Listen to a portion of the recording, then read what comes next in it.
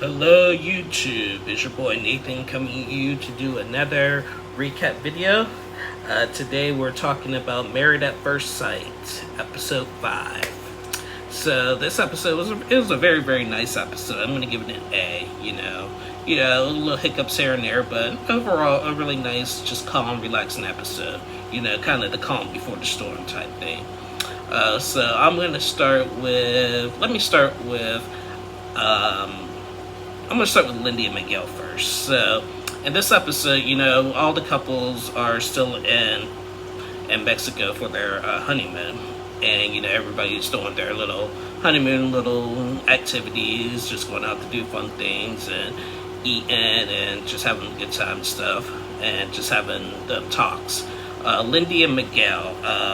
Lindy confesses that, they first had to talk about the age difference. Lindy's 29, Miguel's 35. Lindy graduated in 2011. Miguel graduated in 2003. So they were talking about the little age gap there, here and there. No biggie, whatever. So then, as we all know, Lindy comes from a very, very religious background. You know, and she had confessed to Miguel. You know, Miguel was just wondering, is God, they were talking about consummating the marriage eventually, and you know that takes a lot out of Lindy. But you know, Lindy said that she's been engaged before, and she had lost her virginity to her last fiance. You know, so she did what she can to break out of the religious cult that she was in. But you know, she said she did have an identity crisis.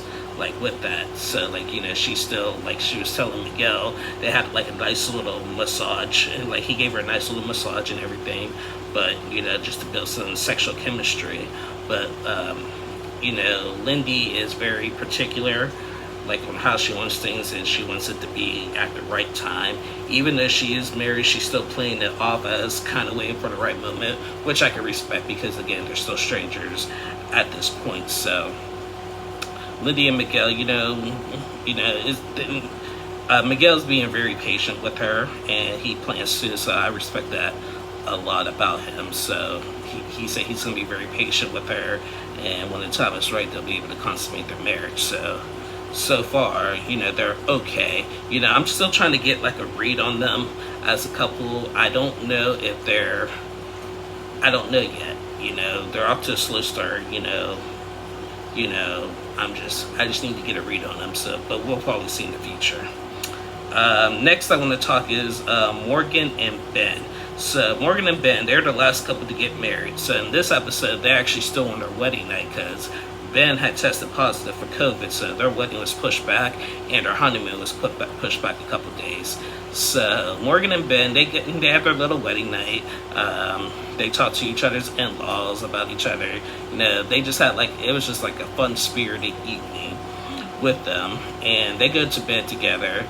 You know, they didn't consummate the marriage, but Ben, his 30th birthday was the next day. So he was just this is a perfect scenario. I'm getting married, then my 30th birthday is the next day. Life is good. You know, so him and Morgan go to bed. You know, before they go to bed, they get to their little suite, and there was actually, they had seen that there was a bowl, and it looked it was a cereal full of condoms. So I don't know if the producers or the experts are trying to make them consummate the marriage that night, but it was filled up with condoms. So they were like, wow. You know, and Ben was like, you know what, if she wants to, okay, if she wants to, great, but you know, it would be nice as a birthday present to have that, you know. But they didn't. You know, they were really tired. They woke up and had breakfast in bed and brought them chocolate cream stuff. You know, it was just a nice little romantic time, and they had to rush to get ready because they had to meet up with the other couples in Mexico to join them, since they're far behind. So you know, there was not much time to waste there. But you know, they got to Mexico, they met up with the other couples. You know, everybody was happy to see them, and you know, it was great. It was cool. You know, they said that, you know, they're really both goofy and, you know, outgoing, and they do see themselves falling in love with each other. So I'm pulling for them. I hope Morgan and Ben do well. So next I want to talk is Sasha and Nate. I got a good opinion on this one. Sasha and Nate. So, Sasha and Nate, for their little honeymoon activity, they went on like ATV, went on an ATV drag race kind of type thing. They just went racing with the ATV and stuff. And you know, neither one of them had tried it before, so you got to put on the helmets and ride an ATV, excuse me, and just riding around. Now, Sasha felt like, you know, like if Nate was going to be in competition with her, or is he going to stay like ride slow to make sure she's all right? Y'all know what Nate does. Nate like speeds up on his ATV, speeds up, gets his phone out, and starts filming everything. Sasha's just left in the dust, leaves Sasha in the dust, and just starts filming his little ride there. I'm like, really, dude? Like, and this is the first time both that they've done something like that. And you know, Sasha was a little freaked out at first, and she was just like, "That my husband really just filming and everything?" So I was like, "Dude, you lost some points there, buddy." So then they do that. Then later we seen them have a little dinner scene. Sasha brings up a brilliant idea that it may be questionable for your husband, but like overall, I think it's a good idea, especially being married at first sight. Apparently, and I didn't catch this in the earlier episode a couple weeks ago, that there was like a bankruptcy issue with Nate before, and so you know, Sasha, she's really high strung, a successful woman, and works a lot, so she wants to protect her assets. So she brought up the idea of signing a post-nup.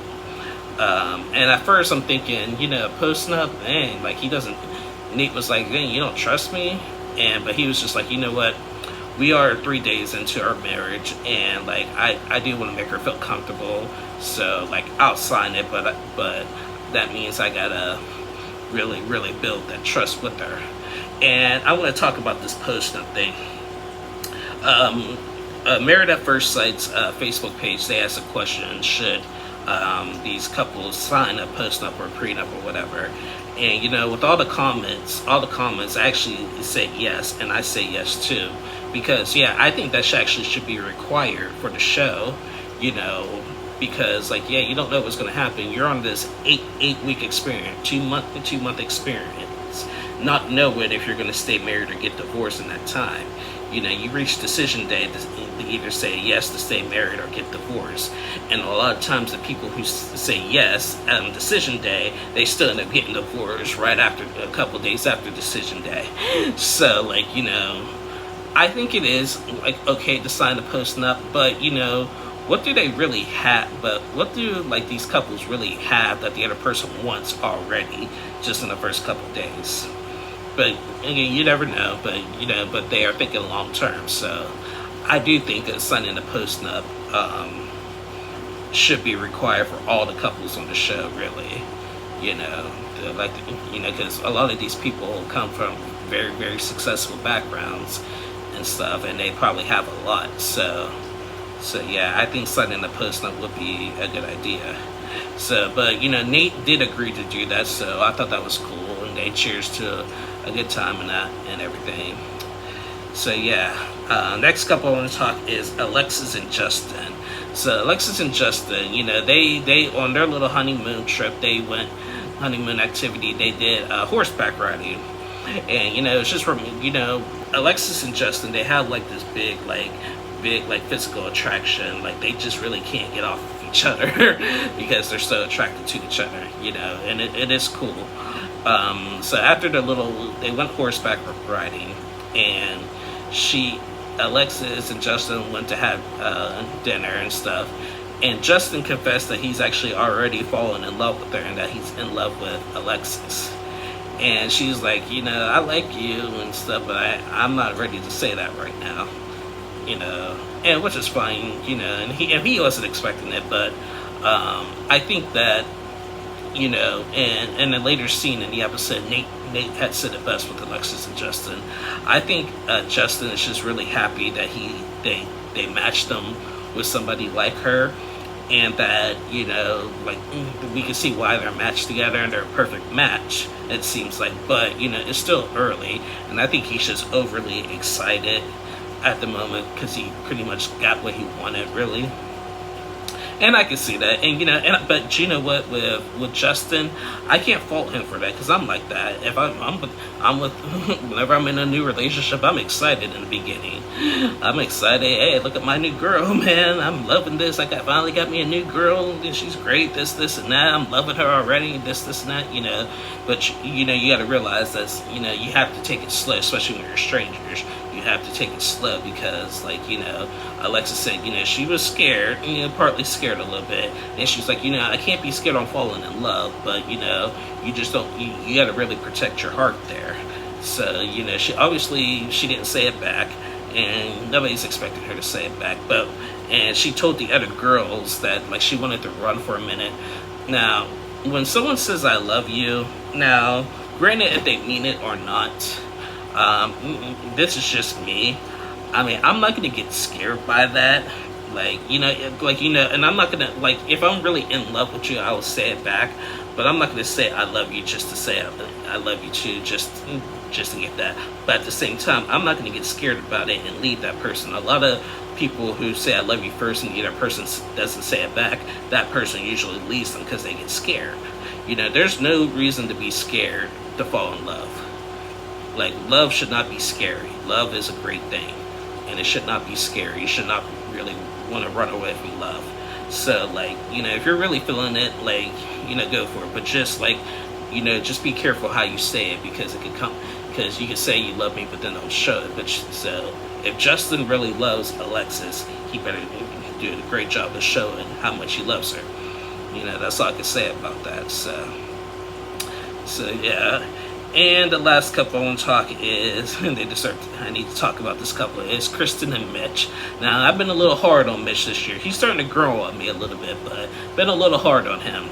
So they went paddleboarding for their little honeymoon little activity. They had a good time, good connection. Kristen, I feel like Kristen is in love with him. Like, she just loves his ideas. She got a man and stuff, and she's taking this really seriously.